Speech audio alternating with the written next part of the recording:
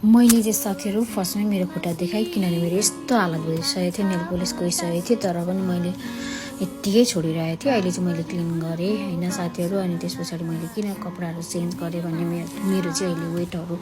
घटेको छ 5 केजी म चाहिँ घटेको छु यहाँ आएर मेरो फ्यामिलीलाई मन पर्दैन नि त धेरै मोटो भएको अनि मम्मीले पनि धेरै नमोटा मोटाको मलाई त मन पर्दैन सुनले पनि त्यही भन्दै हुनुहुन्थ्यो क्या मलाई मेरो मम्मीको बहिनीले पनि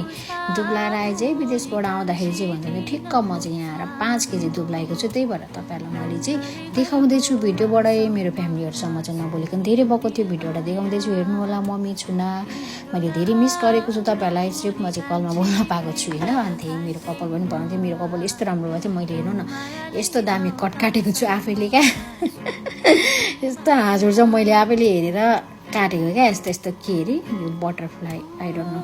के हो यो स्टेप के हो त्यो हेर्दै मैले चाहिँ काटेको साथीहरू अनि म चाहिँ मक्कै पर्दै थिएँ मेरो बडी हेरेर किनभने म चाहिँ स्लिम भएको थियो मेरो यो बेली फ्याटहरू पनि घटेको थियो अनि त्यस पछाडि मैले फ्रिजमा राखेको त्यो खानेकुराहरू अनि निकालेर म चाहिँ मस्त खानु मन लागिरहेको थियो अनि निकालेँ चाउमिन पनि भेज चाउमिन पनि छ अनि दाल अनि यो पोर्क अनि यो नेपाली अचार के यो भन्छ गोर्खे अचार टाइपकै बनाएको हुन्छ नि त्यो थियो अनि टिमुरको अचार थियो अनि